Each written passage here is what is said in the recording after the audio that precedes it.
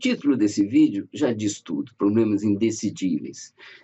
É o que nós vamos ver aqui, é uma classe de problemas para os quais não existe um algoritmo que resolva qualquer de suas instâncias. O problema de Post, ele pertence à classe dos problemas chamados indecidíveis. Enquanto que o espaço de busca em um problema NP completo, como o do caixeiro viajante, tá bom? Ele é grande, ele cresce explosivamente, tá bom? Você tem N fatorial possibilidades, tá bom? A serem exploradas. No caso do problema de Post, tá bom? O espaço que você tem a explorar, ele não é limitado. Então, se você não encontrou uma solução com 7 dominós, pode ser que exista uma com 8. Se você não encontrou com 8, pode ser que exista com 9. Se você não encontrou uma com 800, pode ser que exista uma com 801. E não existe um limite para isso. Tá bom? Ou seja, você tem um espaço de busca por soluções que é ilimitado. Tá bom? E é esse que é o problema. Por que a gente não parou aquela hora lá? Tá bom? A gente poderia pegar algum problema que eu não sei qual é o tamanho. Aquele que a gente interrompeu o programa aqui, ele tinha uma solução, sim, com 206 dominós. Tá bom? Mas aquele outro, até hoje ninguém sabe. Tá bom? Todo mundo pôs diversos algoritmos aí para rodar e ninguém sabe. Tá bom? Então você tem um resultado teórico que prova que não existe nenhum algoritmo que resolva, sim, qualquer problema indecidível, qualquer instância de um problema indecidível. Tá bom? Nós vimos aqui que ele resolve algumas instâncias. Vimos até um exemplo que ele resolveu muito bem aqui. Tá bom? Mas outros problemas, outras instâncias desse problema, você não consegue saber. Você põe o programa para rodar e você fica indeciso. Você não sabe se vai encontrar, se não vai encontrar.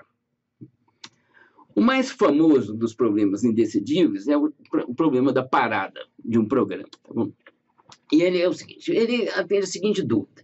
Seria possível, a gente se preocupa com a sua função entrar em loop, tá bom? Será que você poderia ter uma função, que assim como um compilador recebe um programa e produz outro programa, tá bom?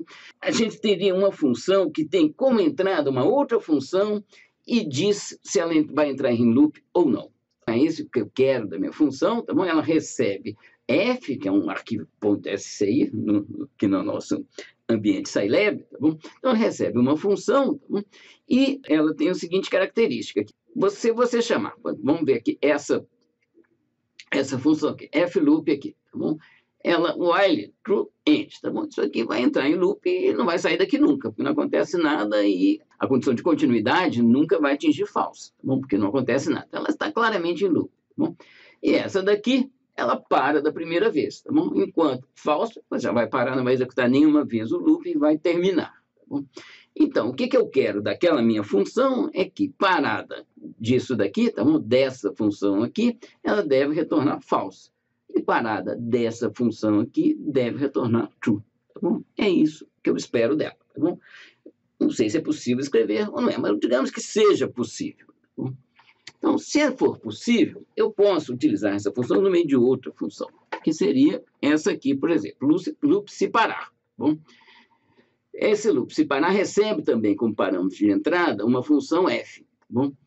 E ela tem esse loop aqui em seguida, tá bom? Enquanto parada de f, ela entra aqui nesse loop aqui.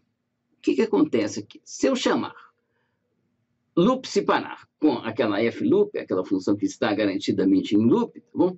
O parada aqui vai retornar false, tá bom? E aí essa função loop separar para, ela termina, tá bom? Se eu chamar com aquela f para, que é aquela que garantidamente para, tá bom? Ela deve entrar em loop, porque esse parada aqui vai ser true, tá bom? E então ela vai entrar num loop eterno aqui, ou seja, a loop sem parar vai entrar em loop se a gente chamar com esse parâmetro aqui. Então, nós vamos agora ver um paradoxo interessante aqui, tá bom?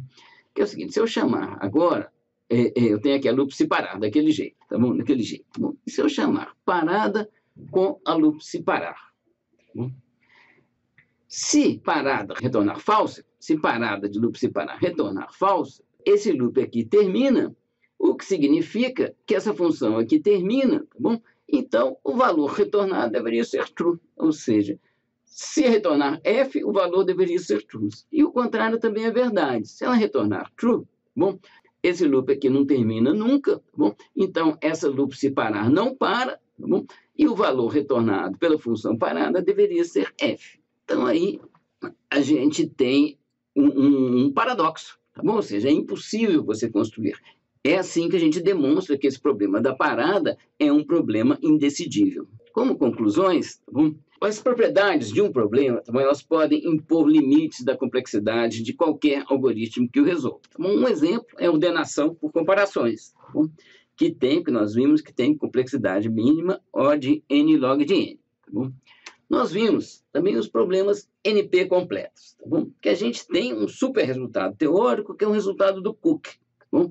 Que prova que qualquer problema em NP pode ser transformado no SAT, tá bom? E o SAT pode ser transformado em qualquer problema NP completo, tá bom? Então, o que acontece com esse tipo de problema? A gente não tem resultados teóricos com limites, tá bom?